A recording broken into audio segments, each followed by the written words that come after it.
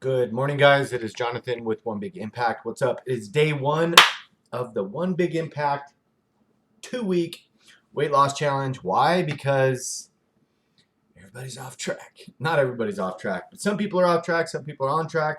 Congratulations to those that are not. And for those that are, it doesn't matter because we're back on track now.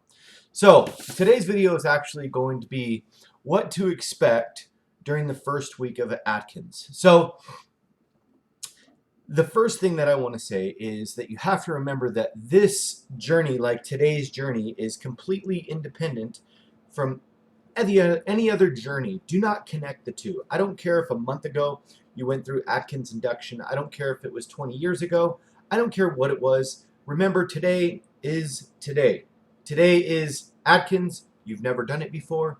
This is going to be new to you. The reason I'm saying that is because something that worked for you 20 years ago does not necessarily mean it's going to work for you now. And unfortunately, if it doesn't, and for some reason, if you've, I don't know, aged, or you've changed, or your life is different than it used to be, then you're going to get discouraged, and I don't want that to happen. So remember, go into Atkins thinking, you know what, this is a completely new approach. I've never done this. I'm completely new at this. And here's the thing. I actually tried it about maybe 10, 12 years ago, like looked it up and stuff like that, and it was a completely different animal than it is today. It's a hell of a lot easier, it's a hell of a lot fresher, and it's a hell of a lot more lenient with the things that you can do, and it is more awesome. So, by the way, if you're new here, check us out on Facebook. Our group is called Healthy Living for a Healthy Life. We also have an Instagram at One Big Impact. So, the first thing is going to be low energy. You're probably going to have low energy. The first week could be kind of difficult. Your body's going to be transitioning through the process of being a carbohydrate burner to a fat burner. Now, some of you may not understand what that means. Basically, your body is going from a glycogen burner, burning sugar and carbohydrates as its preferred fuel source, to going to fat as its preferred fuel source, going into a state of ketosis. So this takes time. And it is basically like a light drug withdrawal, to not put it lightly. So you're going to have things like cravings. A good way to fight off low energy or like the keto flu or anything like that would be hydrate like crazy. You're going to want to make sure you get plenty of salt. You're going to make sure that you get, I would lightly dust all of your food. Maybe even put some Himalayan salt inside your water. You could do stuff like chicken broth. If you get headaches or dizziness or anything like that, it's really important that maybe you drink some pickle juice. Anything with a high salt content, obviously without carbohydrates and stuff like that, usually will snap you right out of it and you'll be perfectly fine. Chances are you're probably going to experience some parts of the keto flu. Like I just said, low energy, lightheadedness, dizziness, lethargy. Basically, it's not going to last very long.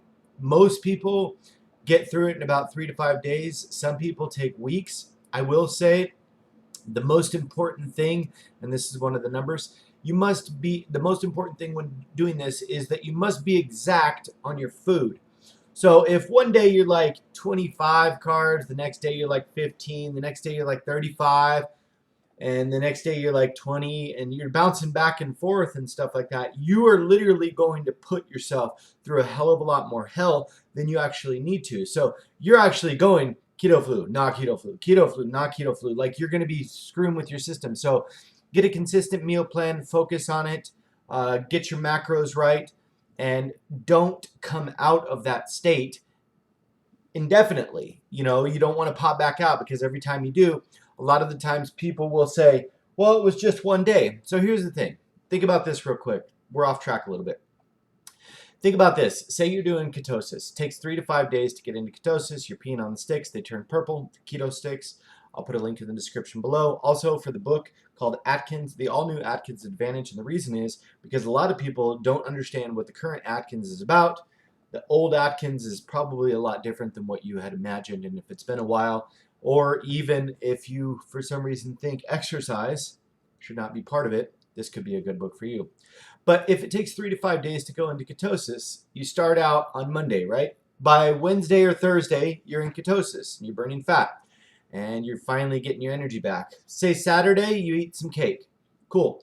So from Saturday till Sunday, Monday, Tuesday, Wednesday, Thursday, again, you're not in ketosis. Okay? So you literally threw away your entire week. So if you ate cake once a week, you're going to literally throw away your results every single week. You literally wasted 6 days eating Atkins for no freaking reason. So make sure you're exact.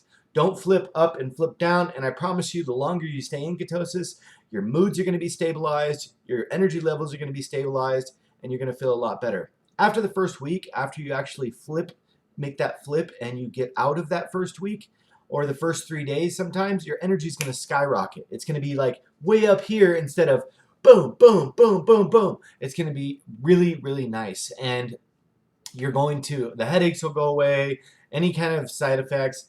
Some people don't get them, okay? Most people are usually perfectly fine and kind of know what to expect and stuff like that. But there's always ways to get rid of it. So after that, you're going to feel a lot better. Trust me. We are going into this and we have 2 weeks. If you don't know what I'm talking about, we're doing like a weight loss challenge, percentage of weight lost. So I personally would add an element of exercise.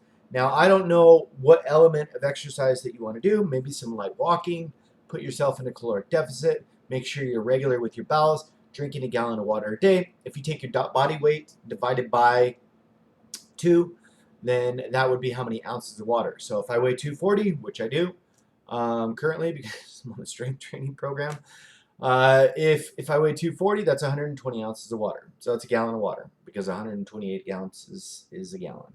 So I always try to shoot for a gallon, but if you're having a hard time, maybe you could think about, hey, how big's my body? Blah, blah, blah.